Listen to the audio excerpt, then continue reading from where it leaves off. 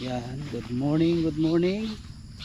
Panibagong vlog, panibagong araw naman tayo guys.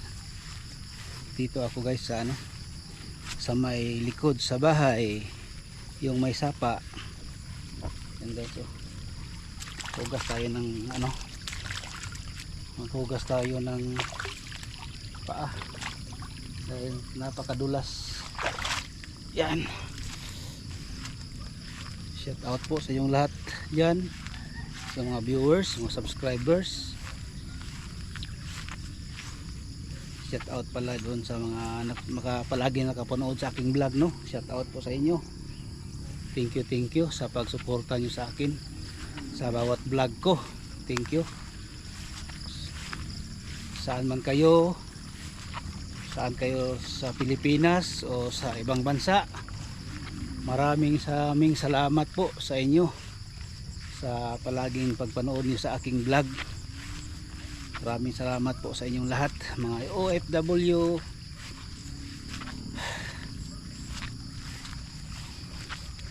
mga nakakilala sa akin. Shout out sa inyong lahat. Dito tayo guys, no, sa sa nag-vlog ako noon, yung grabing baha. Ngayon guys, wala na. Balik na dito na balik na sa dati yung sapa dito, yung maliliit. Ito lang talaga guys, oh, yung sapa dito. Minsan kung isang buwan walang init guys, ito na guys, oh, ito na makikita ninyo. Ito minsan wala itong tubig guys, hindi mo ito makikita mayroong tubig. Minsan wala talaga. Oh, tapos guys, oh, ang sarap tingnan, ang sarap pakinggan yung daloy ng tubig guys. Oh, yung parang natural lang siya guys. Oh, ang sarap pakinggan. Oh, yan. Yung mga bata guys, oh, nagpunta sa school, dito sila dadaan, yung kapitbahay namin. Shout out dong. Babay ba? Asa mo silahan? Aday, di danlog dia. Mawala to pugupuin sa oh, puti ra bang medyas.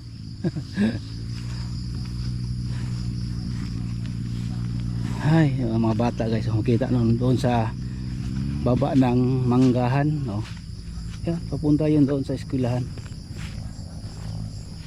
Tapos dito guys, mayroong lumabas dito naman. Good morning. May motor dito guys, oh, dadaan. Kawawa dito guys, walang masyadong daan para makalabas dito. Yan, oh, oh. Grabing dalan boss ba? Lapog kayo og katong nagbaha asa gistambay ra nimo dito sa gawas. Dito ra la kuno uyuan gibutang. Dito ra. Oh, grabing tubig, oh. Ikaw ka panday des purok, no? Ha? Ikaw ka panday des purok. Kami ni Paljunjon. Junjon? Oh. Kanang dia sa kuha ba nga mountain mix? Kuha mo na. Mountain man ya. Wala ni. Ba maman? Sila kuha lang ninyo kay para sayang man pud agod. Sayang. Wa ka lugar. Udahili basig ulan. Payon sa ubos nya. Dili ra ba mo hapit sa kuha? Dito diretso sa sapa. Dili ba? Oh, may tag mo payon sa kuha kay mo aris ra. Oh. Gamitan lang ninyo. No. Ako na yata sa purok. Yan guys, oh, yun ang panday sa sa aming purok. Kasi kami na yung mountain mix ko, sabi nila doon, ba guys, yung ipangayo nila sa ako, no, dahil ilagay daw sa purok, parang iabuno ba. Sabi ko okay, walang problema, kaysa mawala yan dahil palaging umuulan, hindi naman papunta sa bahay ko, doon naman pupunta sa sapa dito. Kaya guys, ako ba concern lang, no, sa nanawagan lang ko sa lahat ng mga nakapanood dito sa akin, lalo na dito sa Digos City. Tapos ganito ang nature, no, o environment natin. Sana po Manawagan lang ako. Yung mga basura natin, kung atin man yun, hindi natin sana hindi natin kahit saan natin itatapon. Katulad yan guys, yun, hindi yan ganyan yan. Tao yan ang mag dyan, magtapon. Kasi hindi yan hindi yan makapunta dito. Itong mga basura na to. Yan. Kung walang nagtapon dyan. Kaya guys, ako parang naano ko dito sa ating kalikasan. Dahil sobrang ganda sobra ang ng Diyos sa atin binigay, tapos abusuhin lang natin. Napakasayang ang binigay ng Diyos sa atin para maganda ang ating tanawin, maganda ang ating lugar. Kaya ganyan lang guys, ganyan lang, tapunan ng mga basura. Para sa akin guys, bawal ito. Papunta yan ng dagat. Tapos papunta ng dagat, ito poison ito guys. Yung mga similya ng mga maliit na isda doon sa dagat, mamamatay. Paano na lang yung pagkain natin, yung kalikasan natin? Wala na. Ilang milyon tayo dito sa buong mundo, tapos ganyan lang ang gagawin natin. Shout out pala sa mga tabing ilog dyan, ng mga lugar, kunin natin ito, yung basura. Pupunta ito sa dagat kasi sayang naman yung kahit dyan lang yan, hindi lang pupunta sa hindi lang itapon sa ilog, dyan lang sa tabi ng ilog, para hindi yan pupunta sa dagat. Kawawa naman yung mga guys, yung iba doon nakatira sa dagat, sabihin nila sila nagtapon.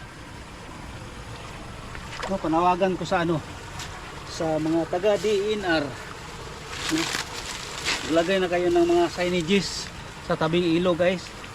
Sir, ma'am, concern lang ako dito sa mga basura, Ridge to Rip. Yung Ridge to Rip guys, pinakataas na bundok hanggang papunta ng coastal area.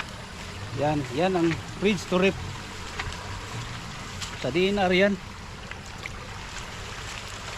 Kaya manawagan ako, sayang yung kalikasan natin kung patuloy natin na ganyan ang ating ugali na magtapon ng basura, lalo na dito sa ilog.